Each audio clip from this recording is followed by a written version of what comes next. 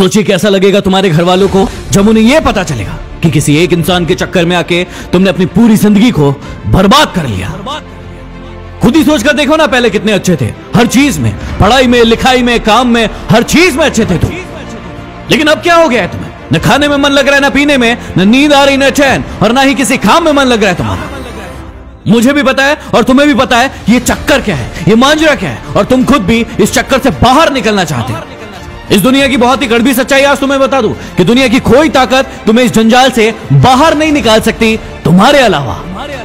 तुम्हारा दर्द, तुम्हारा दुख, तुम्हारी पीड़ा सिर्फ और सिर्फ तुम्हें नजर आएगी, किसी और को नहीं। इसलिए किसी और से उम्मीदें लगाना बंद करो और अपने ऊपर भरोसा करना शुरू करो। अरे इतने कमजोर नहीं हो तुम, ऐसे तुम्हारी जिंदगी में कई लोग आएंगे और कई लोग जाएंगे। तुम्हें क्या लगता है एक इंसान के कारण तुम अपनी जिंदगी को बर्बाद कर दोगे?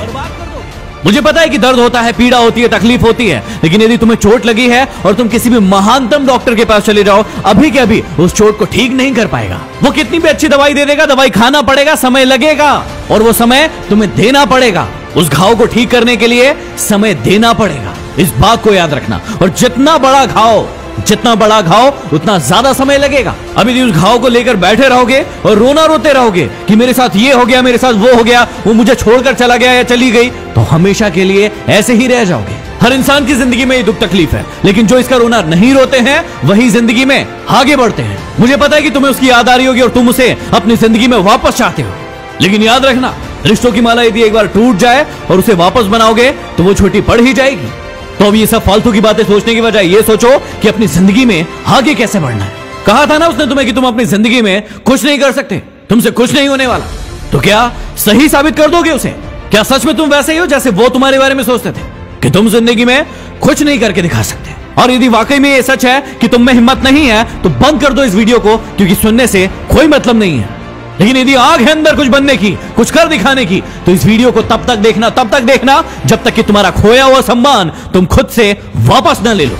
याद है ना कितना जलील किया गया था तुम्हें तुम्हारी औकात याद दिलाई गई थी।